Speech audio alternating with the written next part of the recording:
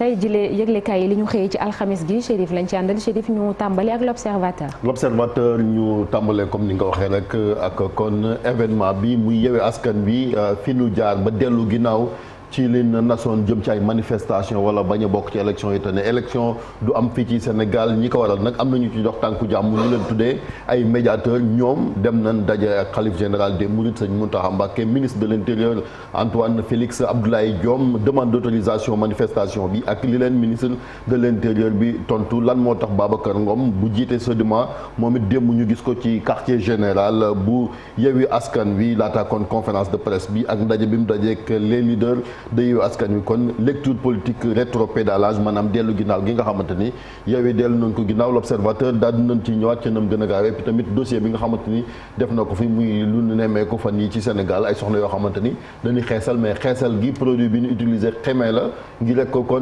mu gën a gaaw moo tax na gis nga ko cancer de la peau mën na am insuffisance rénale mën na li cee jur ba sax naissance de prématuré maanaam gone yoo xamante ni buñ wannee lool kon rek dun mat bu fekkante ni kon mucc nañ yooyu soxna kon danger bi nga xam daal nekk na ci boobee xeesal journal bi daal dina ci ñëwaat daal di ñëwaat également ci document bi nga xamante ne gis nga ko muy rek ci jëm kon ci ministère des finances ak tamit li nga xamante ni diggante 2023 jàpp 2025 ñu ne rek Sénégal kon mi ngi tàmbale ci 887 milliards 66 millions de francs CFA yoo xamante kon teg na si lëf jëm kon ci wàllu hydrocarbures muy document boo xamante ne gis nga ko rek ci wàllu budget la ak document boobu et puis tamit ñëw ci entretien bi nga xamante ni seex na ko ak Lamine Diadio moom nag gis nga ko def na confidence moom mi nga xamante ni kon moom moo nekk ca Casa Sport mi ngi doon yëngal bu baax a baax championnat bi ren moom mii di doomi Gambie nag gis nga ko rek am na taxawaay boo xam daal am na ko ci championnat bi. ñu jàll ci enquête ñëw rek ci tension politique ak reculade maanaam dellu ginnaaw ak wàllu calcul mu ñëw rek ci li nga xamante ni gis nga ko Ousmane Sonko tamit nee na am na ay option stratégie yoo xamante rek faaw ñu daal di koy nas Aïda Mbodj it nee na kilifa diine yi imam yi ba ci sax ay dignitaire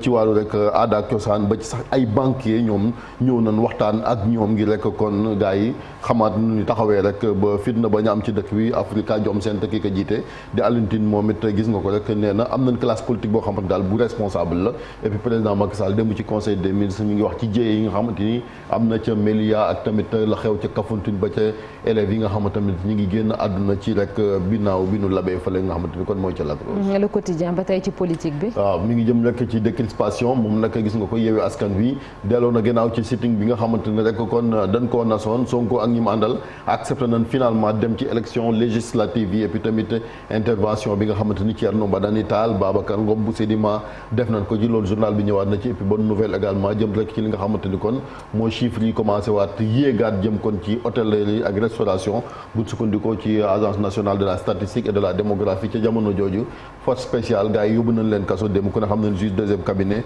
moo yoroon seeni mbir et puis tamit Covid bi dafa mel ni cas bi mi ngi commencé waat yéeg démb am nañ 16 cas. Le soleil moom lu mu xëyee. waaw spécial Moustapha Niasse comme ni mu ko annoncé woon démb gis nga ko l'adieu aux armes d'un monstre la ko daan tuddee sacré gis nga ko Moustapha Niasse image bi nag ba muy nekk étudiant la fële ca France moom mi nga xamante ni kon moo jiite assemblée nationale fukki at yi ñu génn ñëwaat na ci parcours am également ci li nga xamante ni rek morceau choisi ci benn entretien exclusif boo xamante ni séq na ko ak Le Soleil nee na moom ki nga xamante ni rek mooy président Senghor daal bir na kon ne bu dekkiwaatoon gis nga ko rek dina xam ni Sénégal kon am na changement yu bëri et puis tamit Yakham Mbaye nga xamante ni moo jiite journal bi def na ci kon benn édito ba ci sax gis nga ko rek li nga xamante ni mooy xaritam di Amath Dansokho mi nga xamante ni kon dëdd na. Libération moom. ñëw rek ci li nga xamante ni mooy Sira Diallo moo sàccoon gone ga di bébé ay dafa la ca Pikine dafa mel ni rek moom ndaw si ci ay tappale la nekkoon waxul dëgg ñi nga xamante ni rek ci wàllu enquête bi jëm kon ci identité am ndax tuddul sax Sira Diallo et puis ban saytoo ay mbiram daal moom Sira Dramé bin saytoo ay mbiram li nu nemmee ko mooy rek gis nga ko rek pis yi la doon jéem a brouillé moo tax rek mu doon changé identité am et puis ban demee gis nañ tam ci nga xamante ni ay photo yi bébé yoo xamante daal ci ay téléphone na mag yu ni mel moom soxna ci la nekk et puis tamit gis nga ko drame ba nga xamante ne moo xew fële nga xamante ne mooy ca Kafountine gis nga ko 90 survivants ñoo xam daal gis nga ko ba léegi gis nañ leen ca top monte day gaal gi 140 passagers ñoom ñoo ca nekkoon am na 15e corps boo xamante ni découvrir la nañ ko démb bi tamit corps boo xamante ni juróom-benneel ba élèves yi nga xamante ñoo demoon ca plage bu Lac Rose daal di fay lap muy jànq bi nga xamante ni yaa ngi koy gis et puis tamit nouvelle bi nga xamante ni Yewwi Askan Wi annoncé na ko. ñu dem ci tribune ak migrants yi. waaw ci jamono jooju waaw muy lu am solo loo xam ne journal bi daal dina ci ñëwaat ci coow li bi mu amee politique dafa mel daal gis nga ko gars yi ñi ngay continuer rek di rey ñi nga xamante ni kon ñoom ñooy migrants yi fële nga xamante ni moom mooy ca Ceuta ak Melilla di enclave yi nga xamante ne espagnol la nekk ca Maroc du toll kon ci ñett ba fukk ak juróom ci ay corps yoo xamante ne encore repêché nañu leen ñu jëwaat également ci li nga xamante ni mooy 200 individus yoo xamante ni gis nga rek jàpp na ni kon dañ leen a faat foofu ca Melilla ci attaque boobu muy loo xamante ne jéggi na dayo buñ sukkandikoo ci journal bi concert de casserole bi gars yi dañ koy dàbbaliwaat tey et puis tamit la xew ci golf koo xamante daal gis nga ko rek café la daal di jël ginnaaw génn bi mu chuté ci escalier yi daal di génn àdduna. doy na waar ñu dem ci Walf Quotidien ci politique bi. concert de casserole tey ci ngoon xam naa kon gars yi dinañ ko dàbbaliwaat ci Ndakaaru ginnaaw kon Yewwi Askan Wi bi ñu joxe mot d'ordre bi ñu koy xaar bu baax a baax mel ni kon ndab yi ku ci am moom xam naa boo ko dañut gone yi mën nañ koo kii parce que dañ ciy dem ak Pastef et puis tamit li nga xamante ni gis nga ko rek mooy clinique yi nga xamante ni privé yi dañ leen verbaliser jëm rek ci ak ministère du commerce ci wàllu tarification dégg nañ bërki démb conférence bi nga xamante ne ñi am clinique privé yi ñi ngi koy ñaawlu. jot na Les Échos moom. waaw taximan bi nga xamante ni fële ca Ziguinchor moom dafa faatu woon ci manifestation 10 avril muy Idrissa Goudiaby kon ñi ngi auditionné ba léegi rek ñi nga xamante ni jege nañ trop membre famille et puis tamit gis nga ko elle refuse toujours la mort causée par un objet contendant mu sukkandikoo ba léegi rek ci li nga xamante ni moom mooy njaboot gi et puis tamit capitulation bu Yewwi Askan Wi journal bi daal di ci ñëwaat maanaam dellu ginnaaw ci la ne woon dañuy manifester et d'une élection du fi am également. ba léegi bés ba le jour ci loolu. coulisses médiation yi maanaam fi ñu jaar ba gars yi delluwaat ginnaaw rek ci li nasoon muy ay stratégie yoo xamante ni Yewwi Askan Wi ñu ko doon am ñaarañ ci ñii ñu xamee leen ci muy Babacar Ngom bu Sedima ak Alioune Tine bu Africa Jom Center buñ sukkandiku journal bi puis tamit gis nga ko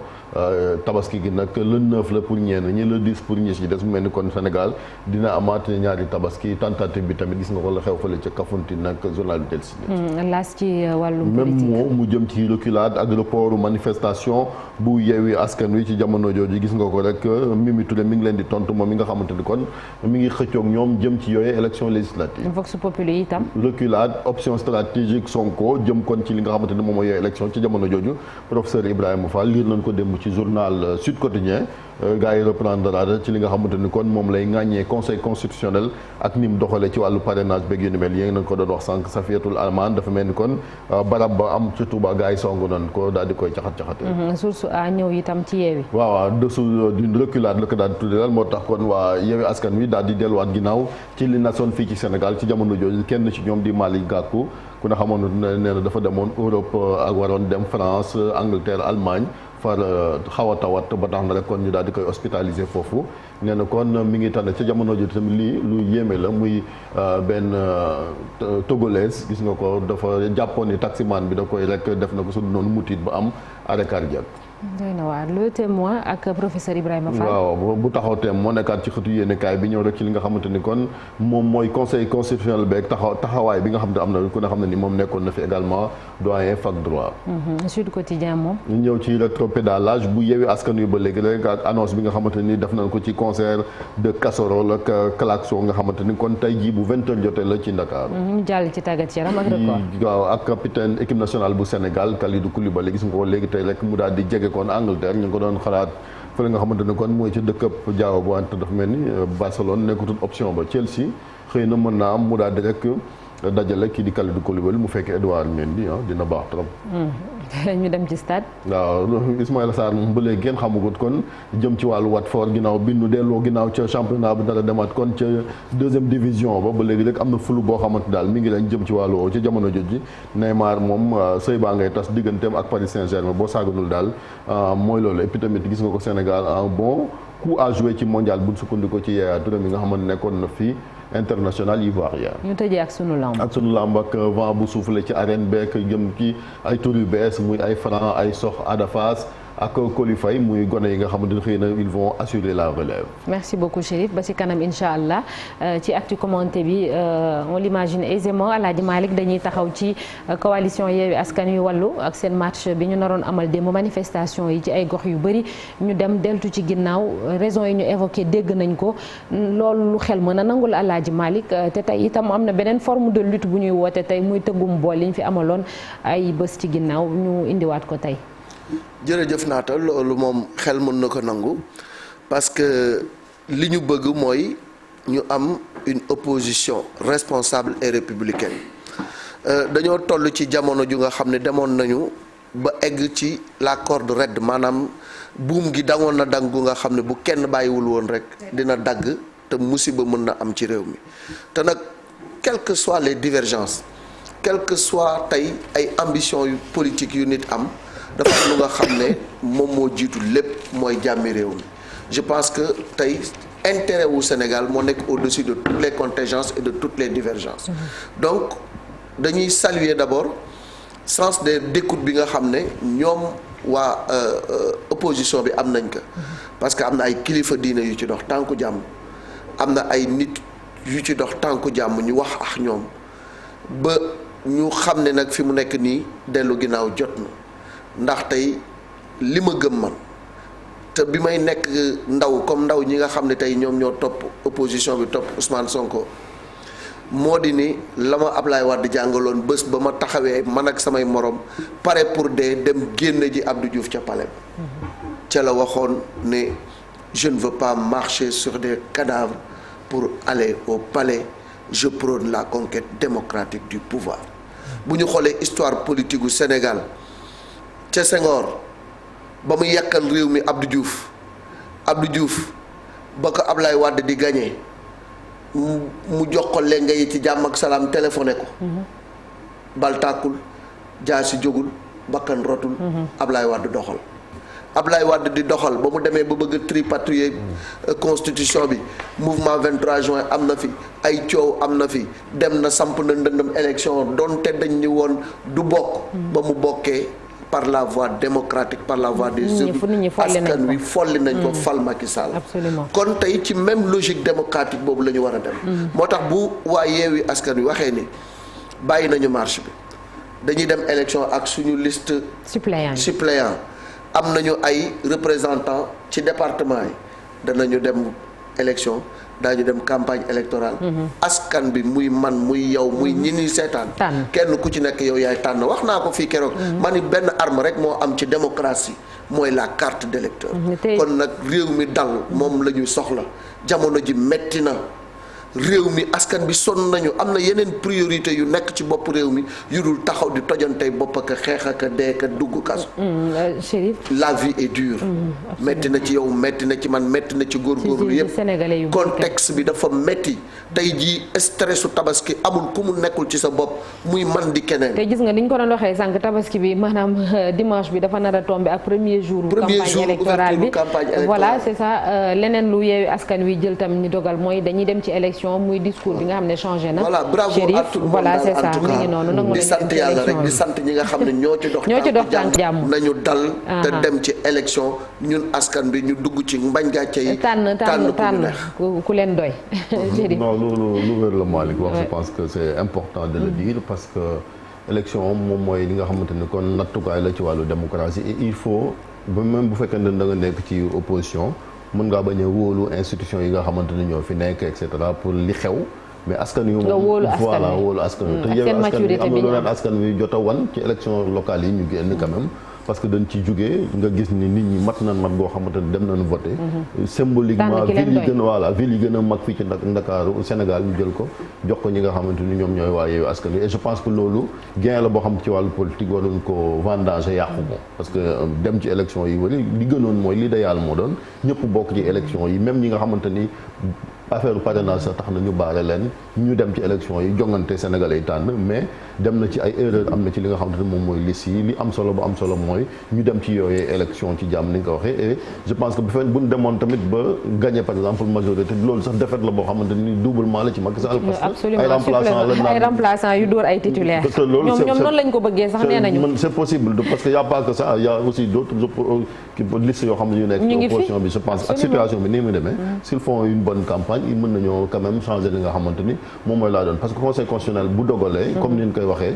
amul toute voie de recours te tamit ñëpp dafa war a appliquer wu ci ñëpp maanaam le vin est tiré il faut le boire maintenant concert de casserole aussi je pense que expression démocratique la parce que tamit démocratie comme ni ñu koy waxee il faut nit ñi di bàyyi nit ñi di waxee seen xalaat tant que nekkul loo xamante ni day gàllankoor mooy ay kas yi ngay gis ñu rey ay doomu aadama mais bu fekkee ne mën nañ koo exprimer manifestation moi je suis contre ñu annuler ñuy tere ay manifestation dans une démocratie même bu tabaski jotee wala nangam dañuy encadrer nit ñi bëgg a manifester ñi jaay xar jaay seen xar ñiy jënd jàmm na ñooy mais Sénégal bu ñu demee ba ay comme ni ñu ko waxee manifestation bu amee nit ñi di tiit ba ay ñi nga xamante ay investisseurs lan moo ci dugal quand même ay ñoom yaa ngi ci tudd ay Babacar Ngom parce que ñi ay investisseurs lan parce que xam nañ li nga xamante ñoo nekk ci secteur privé bi Sénégal quand même tellu na foo xamante ne nit ñaa ngi commencé ragal parce que bu manifestation amee am na ñu ciy préféré def nag su noonu donc il faut que dialogue bi aussi di permanent ñi nga xamante ñoo jiite aussi di am modestie parce que gis naa ci réseaux sociaux yi ñuy génn ay vidéo yu Macky Sall doon wax naan ay la xewoon fii dafa amaat ay tëkkuwaat c'est pas le moment di tëkku parce que aussi doonu toll foo xamante ni du rek opposition moo war a responsable surtout ñi jiite ñoo war a gën a responsable surtout ñi jiite ñoom ñi nga xamante ni quand même ñoo yor institution yi am mot benn humilité bi aussi parce que gis nañ ci yenn saa yoo xam te bu réew mu tàkkoon wala problème yi ñooy njëkk a daw doo leen dégg donc am na ñoo xam ne moom bëggoon jàmm te démb gis nañu Benno Bokk Yaakaar dañoo waroon def conférence de presse mais finalement annulé nañ ko aussi c'est une bonne chose parce que après day dem ba sax ñoom bu ñu waxee ñii ñëw wax ñii tontu ñii wax ñii ñëw tontu te comme entamé nañu Marcel benn climat boo xamante benn yoon boo xam ne pour apaiser la faaw tamit ñu topp loolu noonu ba nit ñi seen xel dellu si ñu jàll ci tabaski bi élection bu ñëwee ni ñu ko waxee ku nekk dem nga tànn ki dal sa xel. c'est ça je pense que loolu mooy suite logique bi loolu la ñëpp doon en tout cas doon xaar doon souhaiter et je me dis que effectivement position bi en tout cas reflétée par Yewwi Askan Wi ak Wallu joxe nañ benn décision quand même enfin joxe nañ benn décision bu sage une sage décision qui a été prise ginnaaw stratégie bi nga xamante ne ça semblait être un bras de fer léegi l'heure est à la conquête des sièges de l'Assemblée nationale donc je pense que loolu foofu lañ leen doon xaare et ils ont répondu présent encore un grand merci à ñi nga xamante ne ñoom ñooy faral di en tout cas di doxal rôle médiation ci genre anam yu mel nii. Alioune Tine moom depuis le début ñu ngi ko ciy dégg. moom tamit voilà kilifa diine yi. la classe politique enfin la classe de la société civile ñëpp daal yi nga xamante ne dugal nañ ci seen loxo. c'est également comme ni ko Malick Thiandoum waxee occasion pour firndeel ne waat ne rek c'est le peuple qui a son dernier mot.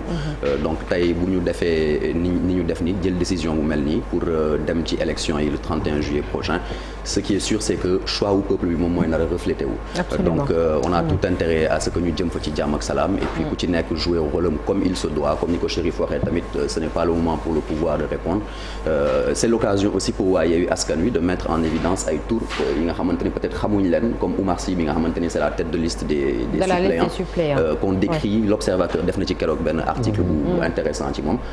pour fàttali rek nit ki kan la il avait déjà ce